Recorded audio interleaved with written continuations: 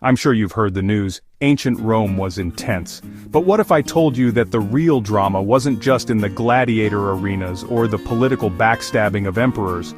The true terror often lurked in the very laws that govern daily life.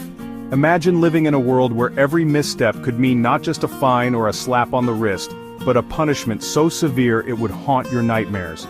The Romans were masters of order, but their methods for keeping that order were sometimes downright terrifying. But did you know their laws were even harsher than you think?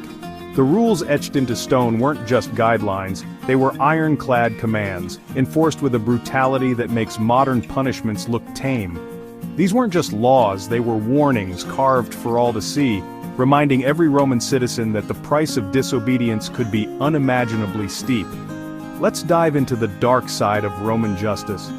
Picture the shadowy corners of the Roman Forum, where whispers of fear mingled with the flicker of torchlight. Here, justice wasn't blind, it was ruthless, and it was watching you. Welcome to Legal Reels, where we peel back the pages of history's most shocking laws. Each episode we uncover the rules that shaped civilizations, and the punishments that kept people in line. Today, we're traveling back over 2,000 years, to a time when the law was as unyielding as the stone it was carved on. Today, we're diving into the 12 tables of Rome, where breaking the rules could cost you everything. These weren't just any laws, they were the foundation of Roman society, the blueprint for order in a world teetering on chaos. The 12 tables were created in the 5th century BCE, after years of social struggle between Rome's elite patricians and the common plebeians.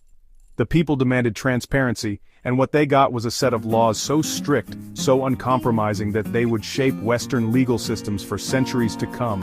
Picture this: you owe money, but can't pay it back.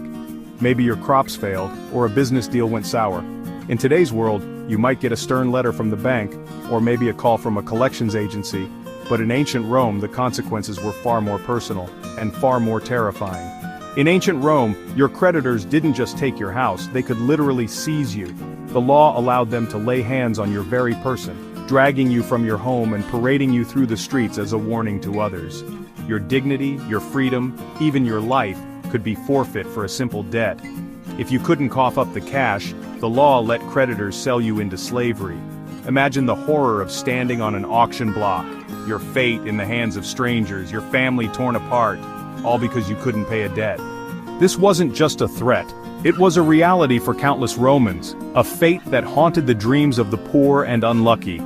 But here's where it gets truly chilling. If there were multiple creditors and they couldn't agree on repayment, the law allowed them